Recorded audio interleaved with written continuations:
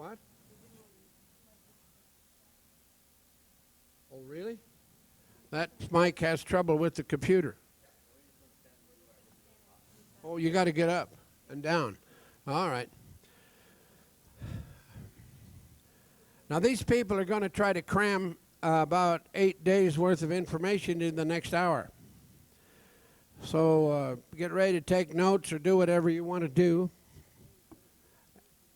as quickly as possible.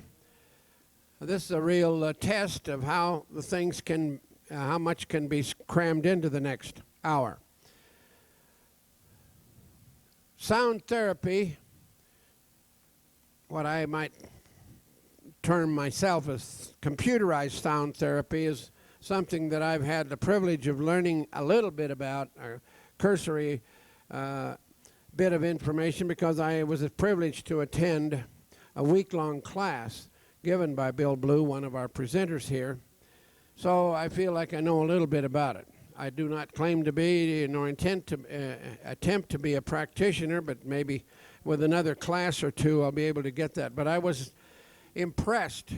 The one thing that impressed me was the preciseness of what it shows.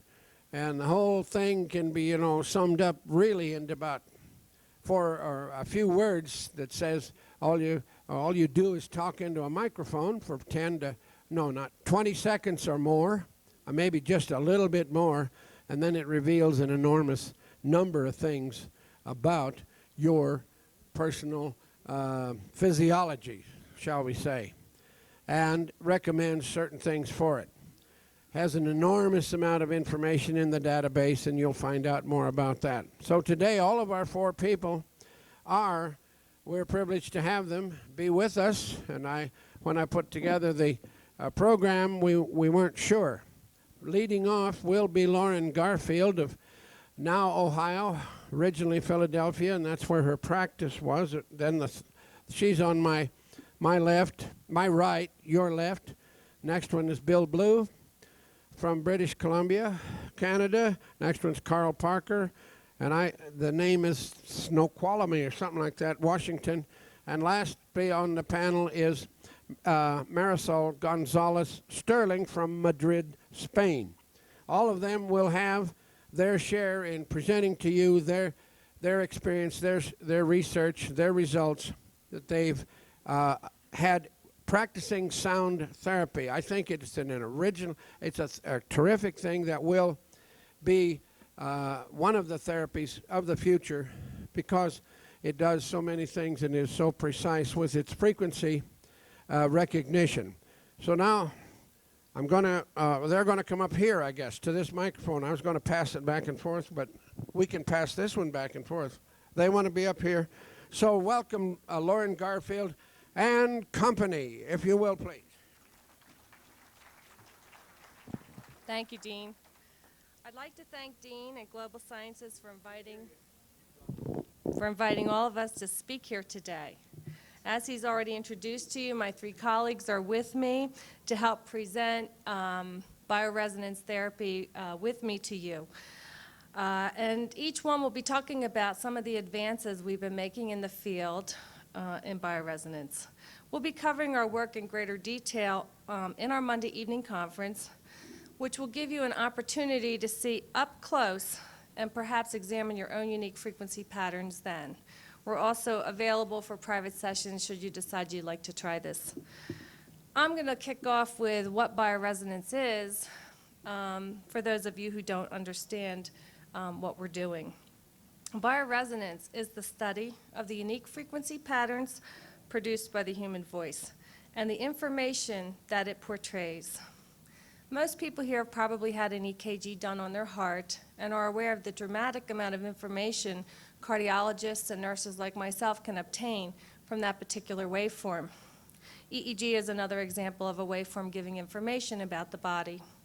Your voice print and the waveforms that it produces contains exquisite detail about your entire life, including emotional and physical events.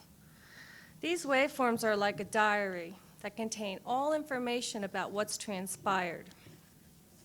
These waveforms and their patterns contain information on bone and muscle that have been injured, toxins you've been exposed to, and problems with vitamins, minerals, and amino acids on the very small biochemical cellular level.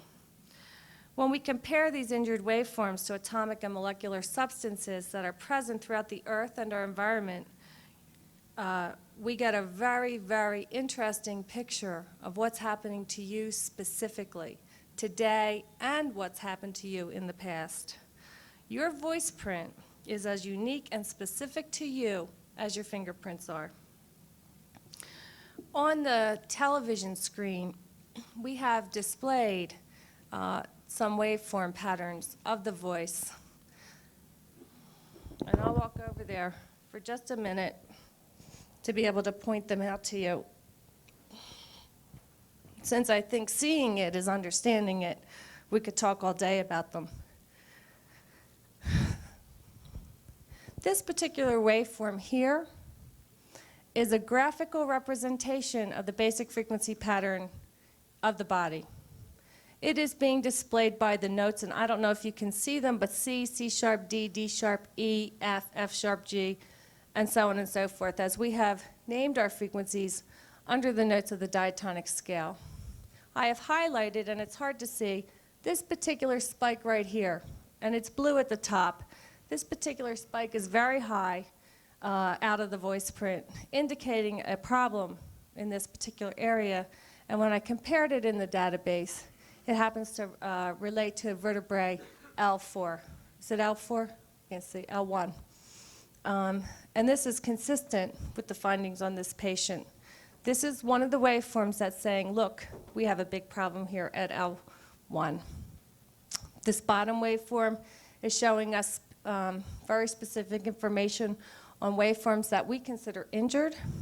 One is right here, here, and here. When we measure in those points, it gives very diagnostic information about what's happening to the body. Good example of what I see in those places in waveforms are dopamine, cuts on people suffering from Parkinson's, choline cuts from people suffering from Huntington's chorea, zinc, testosterone, and biotin deficiencies in men that are suffering hair loss. So very specific information is carried and contained in these waveforms, which we access up to the database.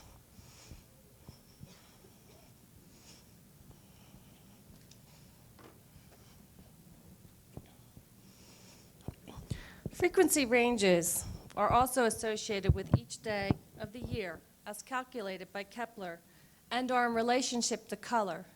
We do have the color wheel up there. It is hard to see, but each note or frequency pattern of the spectrum relates also to a color.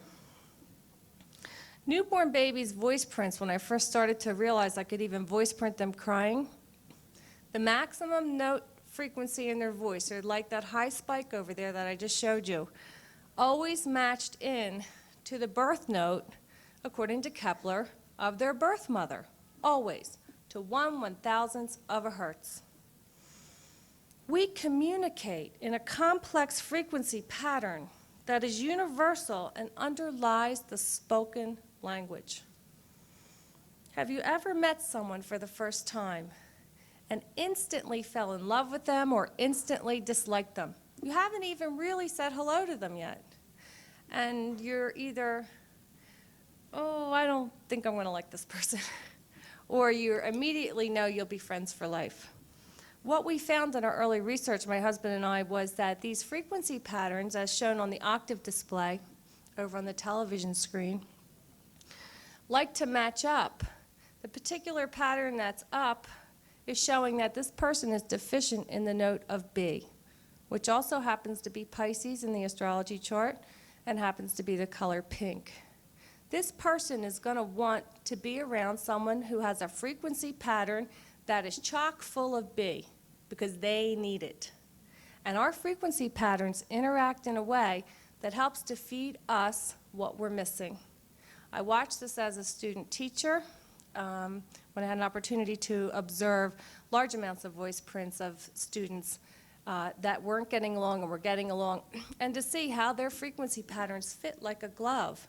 If you could feed me what I needed, which is A sharp and B, purple and pink, which is what my house is decorated in. I loved you. If you were high in F and F sharp, like me, I was like, I didn't need your frequency spectrum to fill me in. Patients that suffer from ADD, attention deficit disorder, always have a deficiency in the G and the G sharp range of their vocal print, which corresponds to the color blue. When they come to my office, their cars are blue, they're wearing blue, they love my cobalt blue mouse pad, and they respond well to the frequency of cobalt, the element, and I give them blue overlay transparencies to lay over their work, which seems to unscramble their brain. We use low-frequency waveforms to feed information back to the body based on entrainment laws.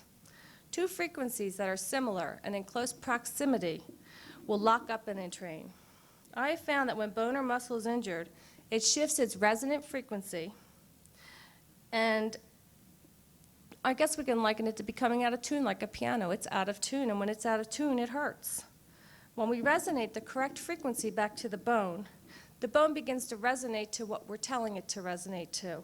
And if we pick the right frequency, pain decreases and the bone heals dramatically. So we've had fractures healing in 3 to 5 days in some cases.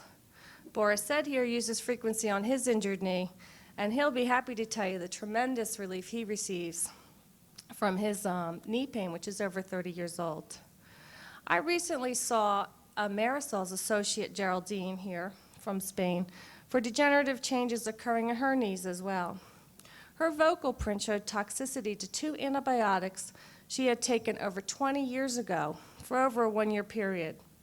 When I tested the detox of erythromycin and amoxicillin, first she could taste the drug in her mouth, and then she began to notice the sensations in her knee area with an improvement in the pain level.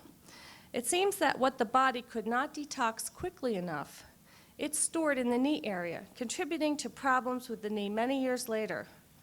We're hoping that by resonating the knee to the proper frequency, as well as resonating calcium and phosphorus and silicone, and detoxing the antibiotics from her body, she'll experience relief that is permanent.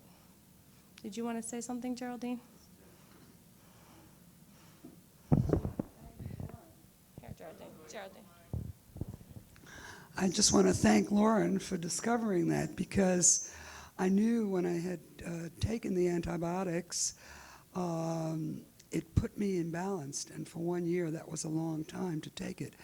And no one has really related that currency to that relationship of my knee pain, and it was a wonderful revelation. Thank you. You're welcome.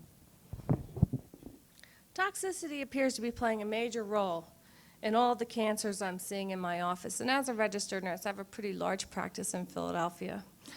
Several years ago, I had the opportunity to see 7 women with advanced metastatic breast cancer, all from different areas of the country, all given 3 to 6 months to live.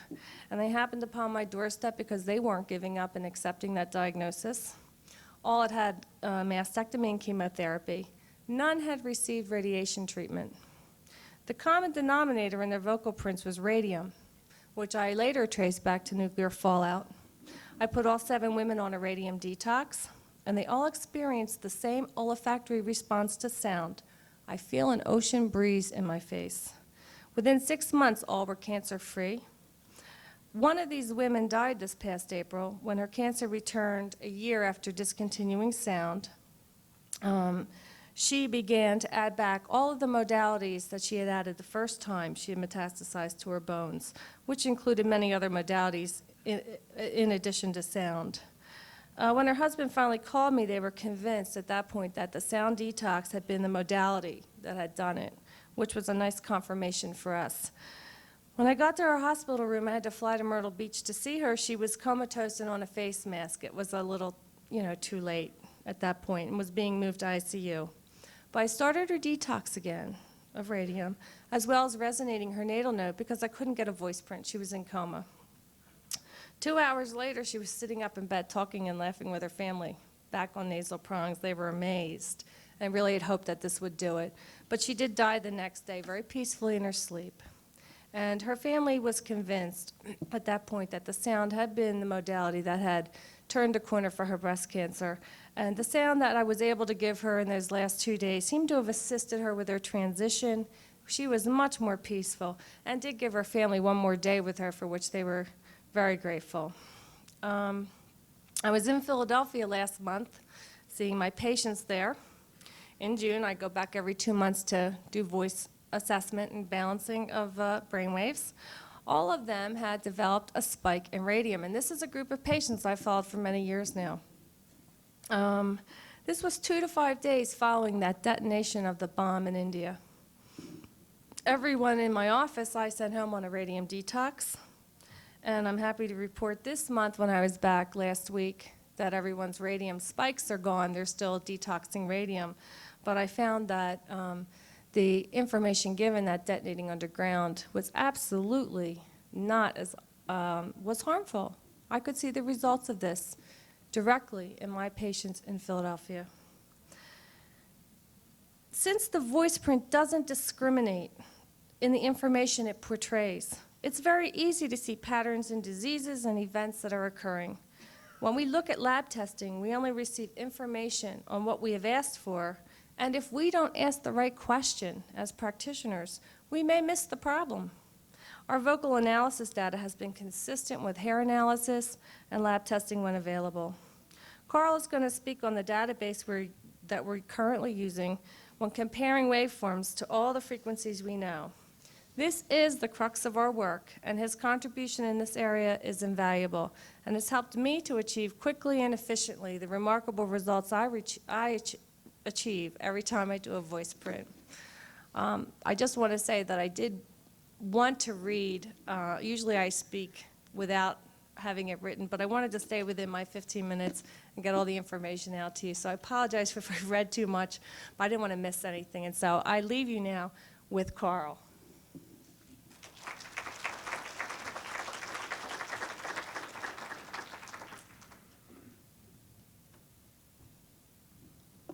Thank you, Lauren.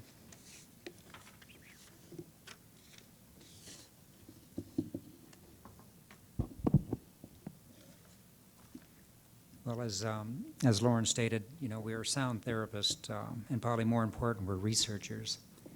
And as we teach more people how to work with sound, whether it's the individual or a practitioner, we're expanding that base of research, and that's really, really important at this time. The database information which I created for the Oneness program, which is presently what we're using, it's an extremely enormous amount of information. It's probably the most extensive collection of health reference material that you'll find in one area. It covers all the vitamins, the minerals, neurotransmitters, etc. But it's also been expanded into areas like your Chinese medicine. And when you're getting into Chinese medicine, you're looking at the flow pattern within the body. And that's really what sound therapy is all about. We're looking at an energy. Chinese medicine does the same thing, and I find an awful lot of correlations right there. I've added a lot of information on color therapy, emotional referencing. The emotional referencing is a very valuable tool. We've put this in. It actually directs it towards muscles, teeth, your vertebrae, in a lot of areas, just the notes themselves. And through this referencing, you can see a lot of times how you're creating a lot of your disease. It's a flow pattern. It's how you think. It's the same thing as wearing the colors that you need, being attracted to people of similar vibrational energy. Sound therapy is a form of self-help. And I really feel in the next few years it's going to be a household word. My dream is to have this system in every house so that every family has an easy access to balance the individual. As far as my client work, I work with a lot of people, a lot of varied symptoms. They vary from leukemia and strokes, paralysis, etc. It gives me a lot of information, a lot of knowledge. There's a lot of beauty involved here. Everything that we do is still directed towards vibrational energy, the recognition of this energy flow within the body. We're not doctors, and we don't heal people. We actually do not diagnose. All we're doing is looking at the voice. It's a blueprint of what's going on inside of your body. And with that blueprint, we're applying the information and attempt to balance that body flow. We see blocks. As Lauren pointed out, I've had people in the office, and I just look them in the eye and go, "When'd you take your Pepto-Bismol?" And their eyes, they get huge, and they go, "Yeah, I did this morning." I said, "I understand that." Same thing with radiation. Maybe you had your teeth x-rayed. This stuff shows up. It's very easy to see in a voice print. I've had some people think this stuff is instantaneous healings. It's not. It can be. I've had people with gout unable to walk that immediately started walking right in the first session of sound. With my dad, he had a sinus problem that was very bad. He had sinus headaches. He's 75 years old. He had allergies. He's overweight. He's earned a lot of his good times right now. And through sound, in approximately 3 weeks, his sinus headaches actually had totally disappeared. At the end of 6 weeks, the allergies, all sinus problems were gone. He quit the sound, and by the sound, I'm saying we have a tone box, a tone generator, and it's for 40 minutes a day. He listened to a specific frequency. At the end of the 6 weeks, he quit listening to sounds, and for 1 year, those symptoms remained away from him, and he made no changes in his dietary habits, which creates a lot of our discomfort as we go along. Presently, to accomplish the goal that I have for a healing health system, for families, individuals, sound therapists, whether it be medical and natural health professionals, I'm working with a gentleman by the name of Al Harris. He's written a program called The Healing Power of Music. Al is a writer and he's a musician, and his specialty is clarity, writing with clarity. And he spent many hours with me collecting information about vibrational energy, voice analysis, how to work the data system that I've created. And the data system, folks, is extremely, I don't even know how to put it. It's an enormous amount of information. It's 4 cross-referencing databases that totally point toward directions. It gives us a lot of guidance in what we're looking at. Anyway, we're putting together a training program that will allow anybody who has taken any type of voice training programs or whatever, to give them an avenue of clarity so that it can help people out, especially the family. That's really where my direction is. I want the individual to have this in the home, like I said, to help their family, because it's very inexpensive.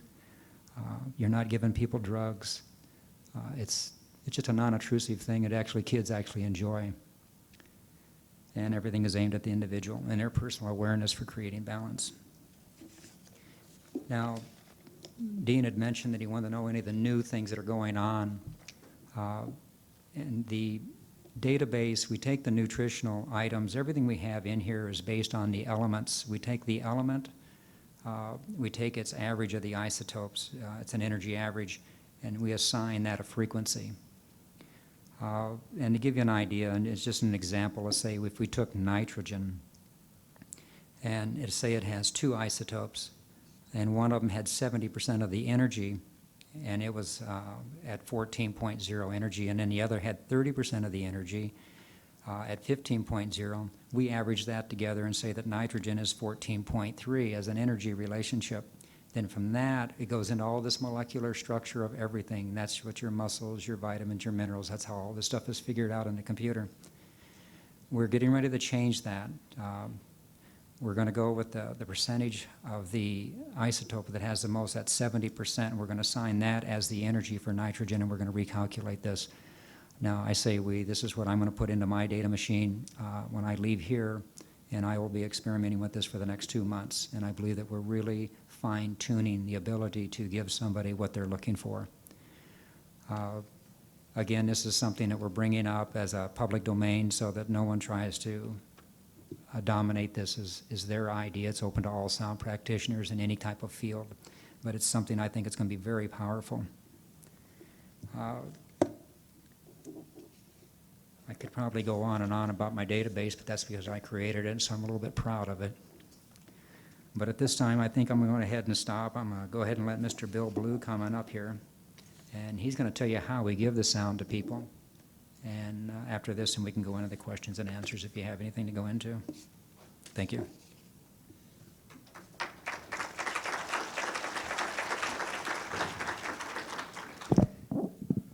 Thank you, Carl.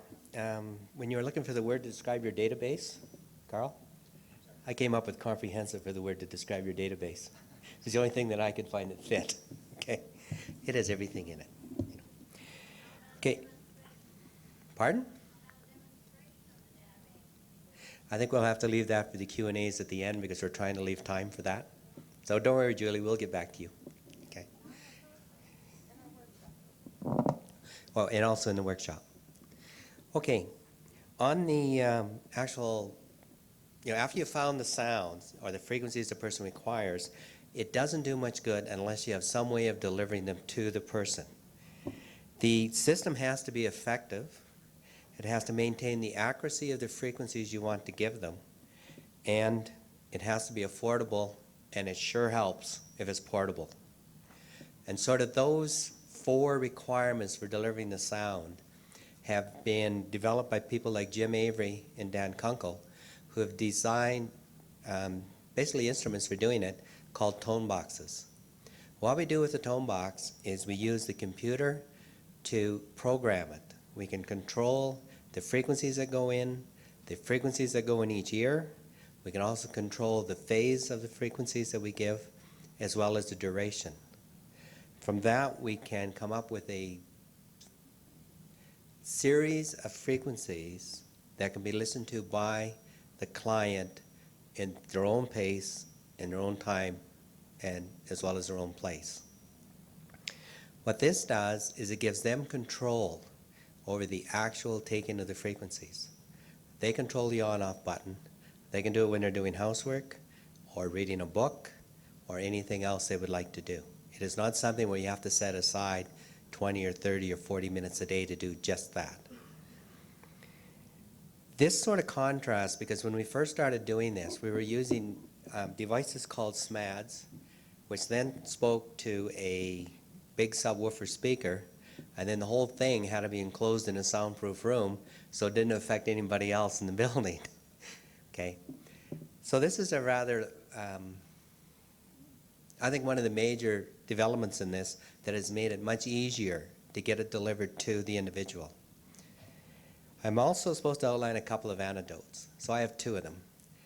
I have one where a young woman came to me and she said, I have this obsession with a guy, and it's bad. So I said, well, no sweat. What's his birthday? Hey, she's an astrologer. Date, time, place. She's got it all, eh? So I fed the frequencies into a tone box for this gentleman based on his birthday, tweaked them around a little bit until I found the ones that she says, yeah, I like this, and gave them to her in one of these tone boxes, and she took off with it. So about a week later, I get a call from her. Bill, I was talking to him on the phone last night. Well, I haven't even identified who this is yet, okay? And it finally dawns on me, oh yeah, it's got to be this young woman. She says, it was just like talking to you, My hands weren't clammy, my heart wasn't racing, I could talk, I wasn't stammering, it was just like talking to you. And I thought, is that all the effect I have? Okay? But the point is it did break the obsession, okay? And another young gentleman, he came to me and he wanted these frequencies because he met me at one of these wellness shows. So I said, okay, so we went through it. And he didn't really have anything physically wrong with them, but he was interested. So I found a series of frequencies based on his voice print and gave them to him. Well, he listened to them because he enjoyed listening to them. And that's the beauty of this. If it's doing you some good, you're going to enjoy it. If it's not doing you any good, you're not going to like it. So it's a fairly cut and dried system of deciding whether or not the frequencies are going to help you. He found that after a couple of days of using these frequencies, he got this urge to clean up. So he cleaned up his car.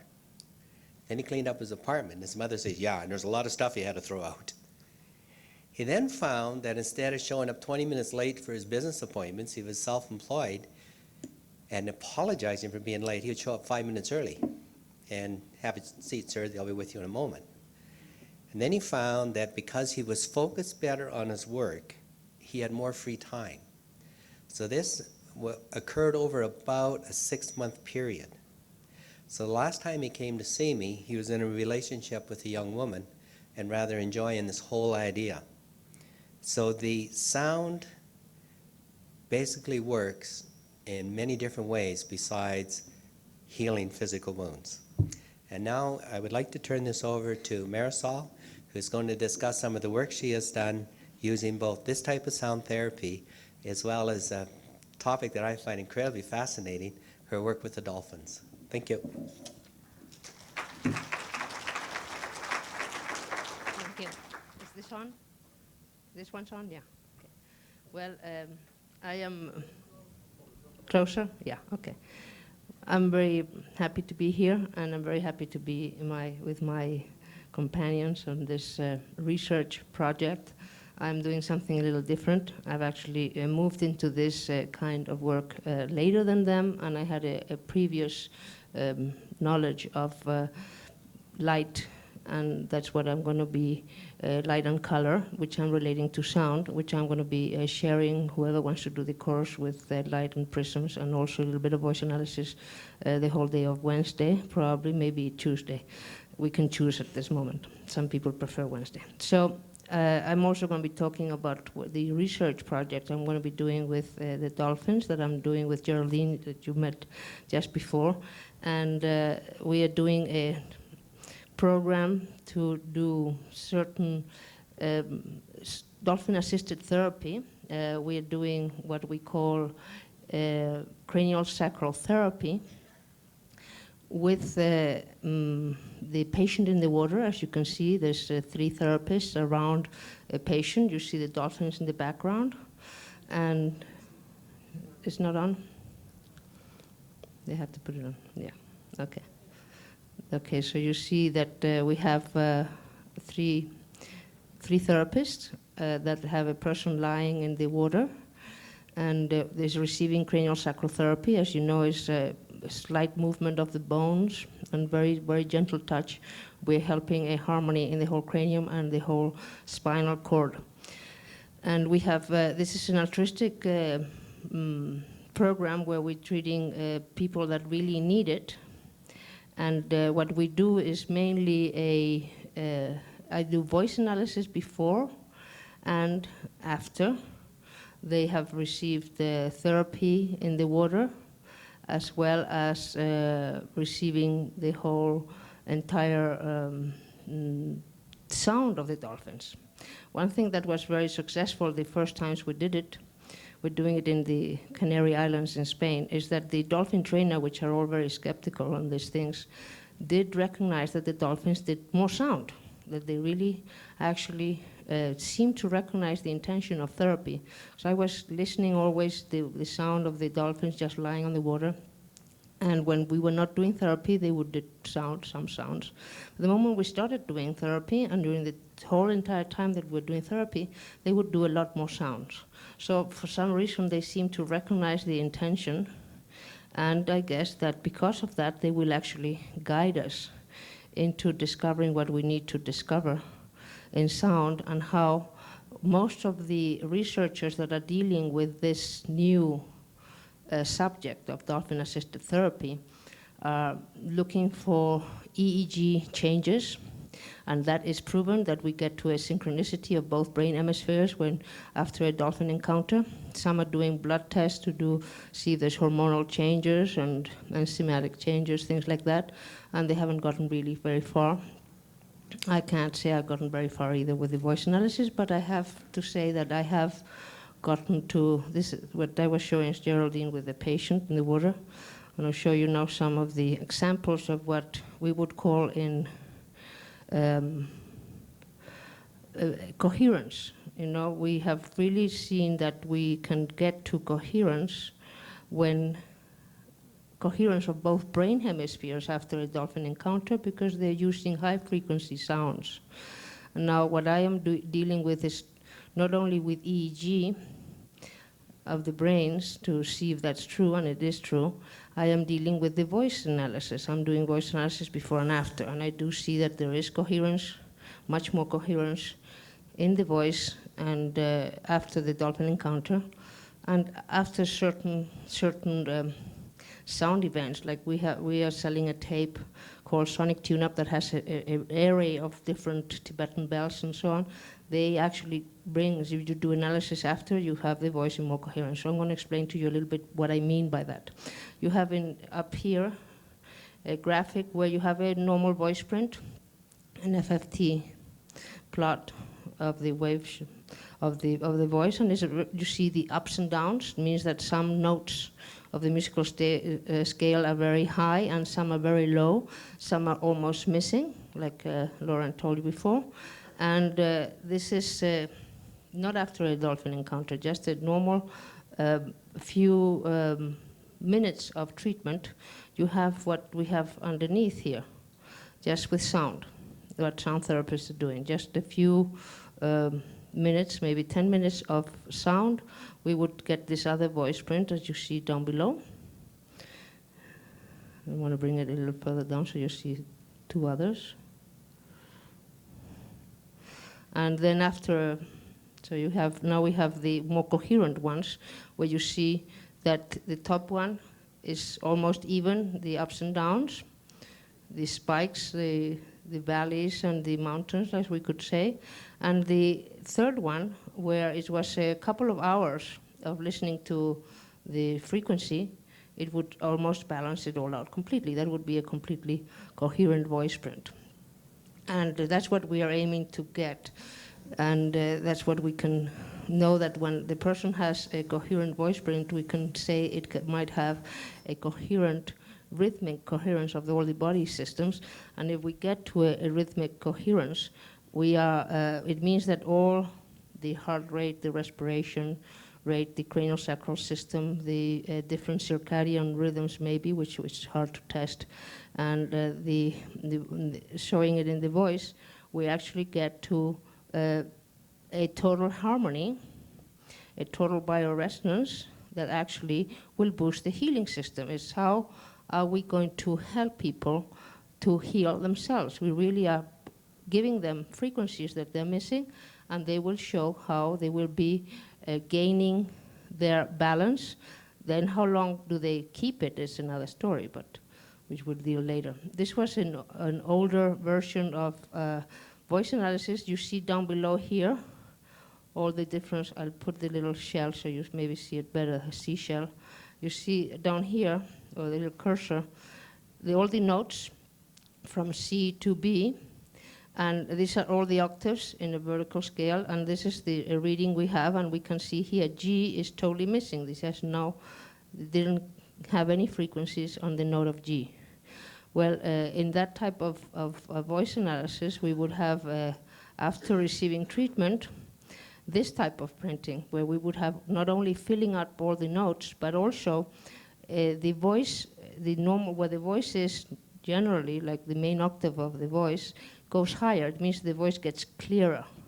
It's more harmonic, it's more musical. And it seems to go higher and even change the pattern completely where it's not so imbalanced. That's the main issue that I have been dealing with. Then other things that we will be showing in future research is how we will present what we call octaves. If you don't know what octaves are, is that we go from C to B and then we go to C again. That's the next octave. So that is really shown in a spiral, like we see here.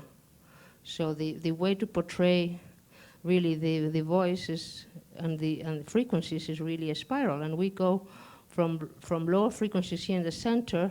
They just keep moving. We go to another octave. We have the different octaves here in different colors. The colors at this moment here don't mean anything. It's just to distinguish the different octaves. And we actually, everything in geometry of the nature is in spirals. So we will see also the voice print in a spiral with the FFT plot, and we will be able to see geometrical patterns that are maybe have to do with harmonics. These are harmonics, notes that are in harmonic relationship to one another, and we will be able to see those geometrical patterns happening or not happening in the voice, and or slightly moving towards that.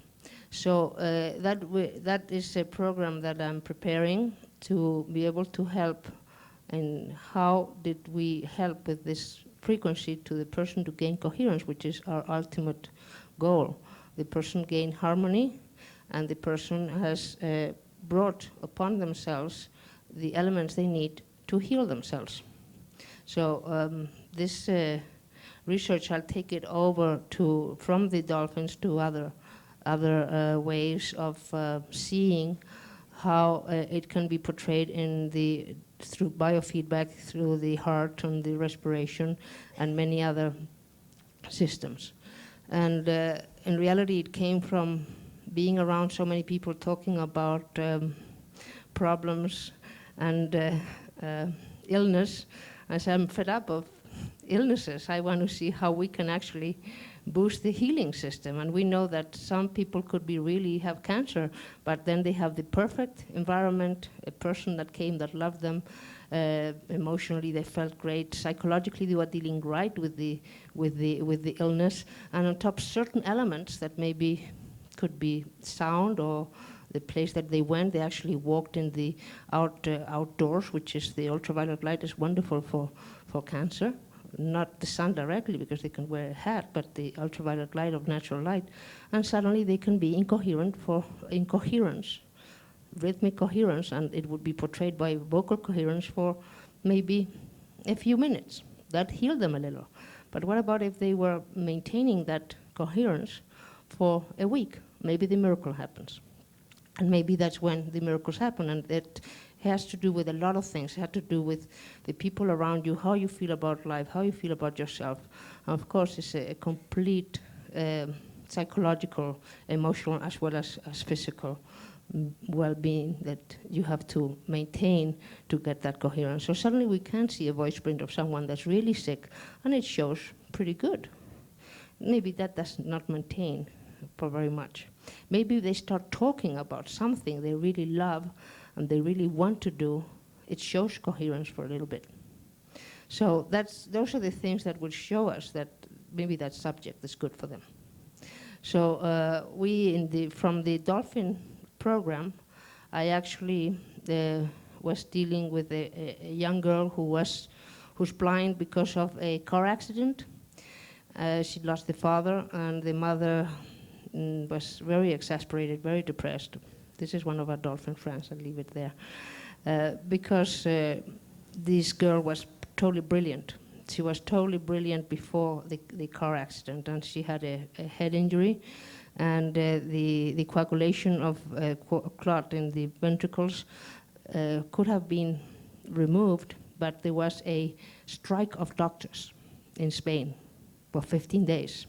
So by the time they got to her, they couldn't actually do anything. They said it wasn't worth it, that there were some cells that were maybe dead. Well, this girl is receiving cranial sacral therapy from Geraldine, biosonic cranial, which is our modality with tuning forks and sound. And we brought her to the Dolphin program. And before we brought her there, her EEG showed a very flat brain waves. And afterwards, after she was with the dolphins, we could see that the EEG, her brain waves, were much more normal, were more active, because how we saw it in the voice print is that certain frequencies of potassium had gone high up. So the way I can continue this research and how I continue this to join both researchers is to give her those frequencies of potassium, and that's what we're doing now. So this has been a very nice presentation of the four of us. I think we did pretty good in timing. We didn't know we could do it. So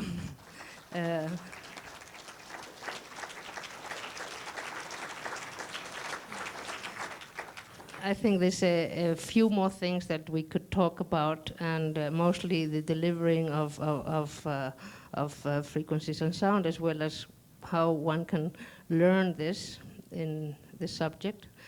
Generally, the whole thing with the Dolphin program is in Spain. I live in Spain, but you have a lot of practitioners here that teach this modality that actually could prepare, and whoever wants to finally come to do a research with us in the Dolphin program and knows about voice analysis, as I've learned it from one of the teachers here, well, is welcome to talk to me, and I'll include them to do the research with me.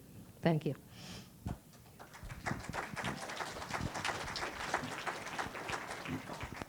Okay, I'm supposed to wrap this up with a quick explanation.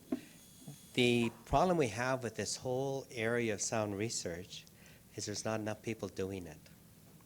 Okay, there's no way, you know, there's maybe 60 of us now doing it, if that, and we just cannot see everybody.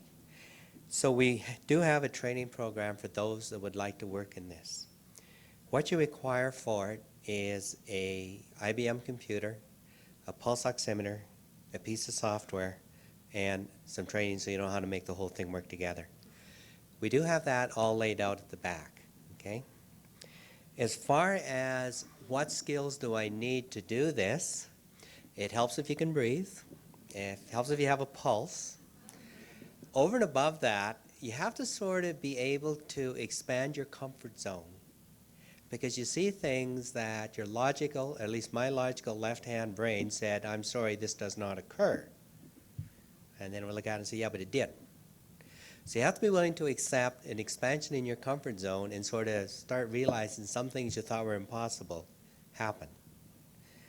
On top of that, you need the sort of the physical dexterity to run the computer. As far as knowing how to use the computer, no, that's covered in the course. As far as knowing how anything about the sound, no, that's covered in the course.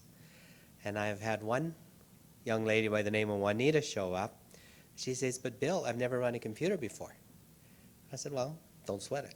Other people have learned, why not you? At the end of the 8 days, she could actually do a voice print. The course is taught under using two principles of teaching, okay? One is called T cubed. Tell the people what you're going to tell them.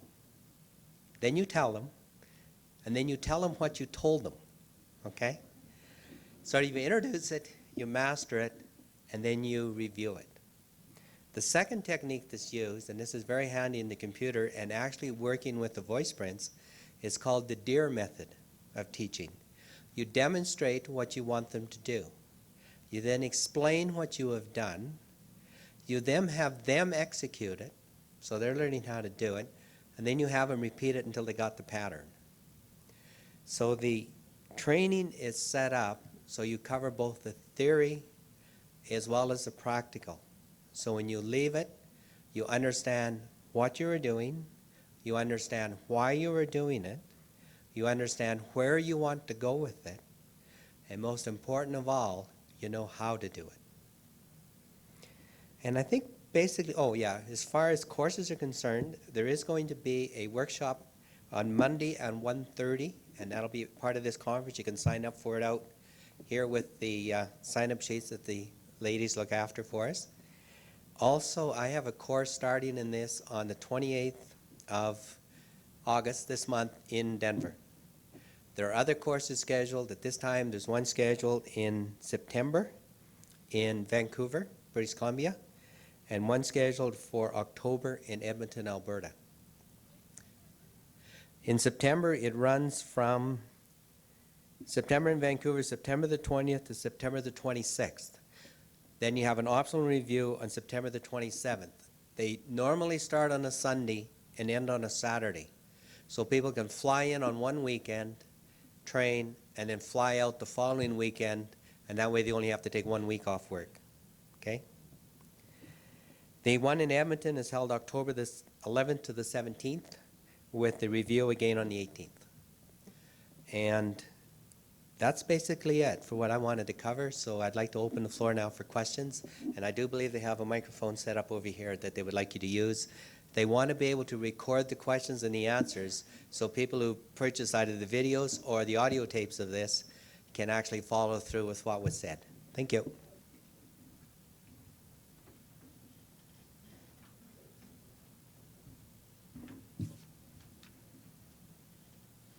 Are you ready for questions?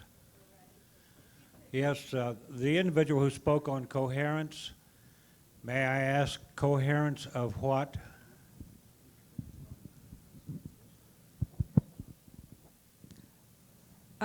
Coherence refers to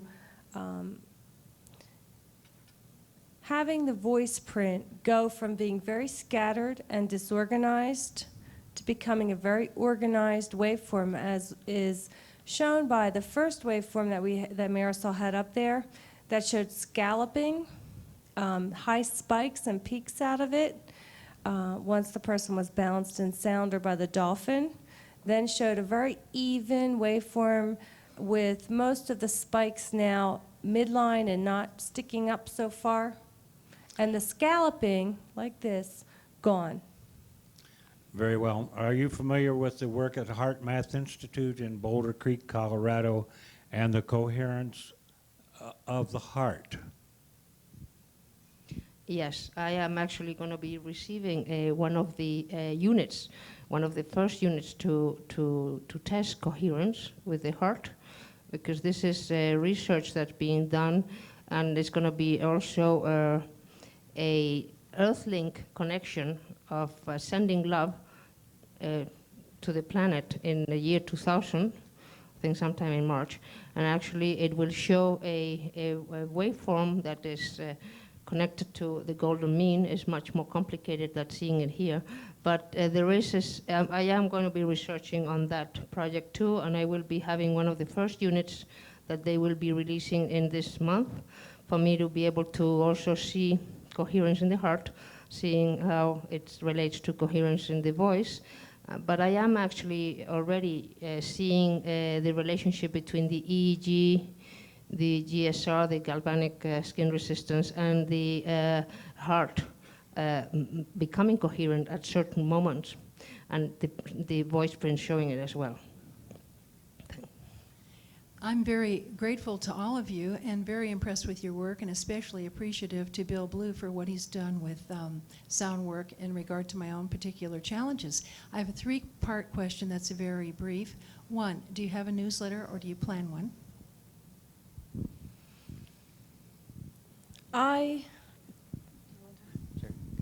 No and yes. No, it is not ready yet. Oh, I'm sorry, Lauren does have one that she sells to her clients, and we're looking at putting one up on the web so people will be able to look at it from there. Very good. I do have a newsletter that I put up every 2 months on my website, which is bio-resonance.com. Thank you. Good. Oh, and Marisol has a website as well. On coherence, let her give you her website since it's in Spain. I can't remember it. No, it's from AOL, but I guess that I have little papers. Whoever wants it, I'll give it to you. If not, it's quite long, okay? If someone were in coma and you didn't have access to a current voice print, could you do one of the following things? Either get their voice print off of a recent audio or video tape, for example, a home movie, or could you pinch them and elicit a squeak so that you could use that voice print in healing them and feeding the sound back? The answer to the first part of the question is we usually don't like to use magnetic medium because it stretches and disrupts the frequency pattern. So if something were computerized and had been taped or had been recorded on computer medium, then that would be usable. If not, then I don't trust it. And the answer to getting a squeak from someone is yes. That's what I did with newborn babies, and it's what I do with very tiny children that I'm voice printing. And I need to override the one that's programmed, which requires 20 seconds of voice clip, and override it and insert. But yes, I do take whatever little voice print I can get to use. Thank you. That's in very my own helpful. practice. Thank you so much. And then finally, I've heard a number of people at the conference say that they very much would like to take your workshop, but they know the power grids are going to go down, and there would be long periods perhaps without electricity, and they're wondering what you might have to say to that to override their objections to take the workshop. Okay, as far as the computers we're using, the vast majority are used on laptop portables, which will run off any 12-volt battery.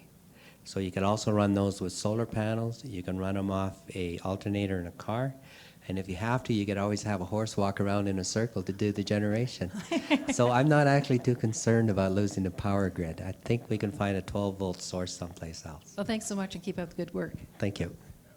One other thing I'd like to, where time is up, but one other thing I'd like to add is the astrology color connection to voice printing and sound work is fascinating, and that it can be done without a computer.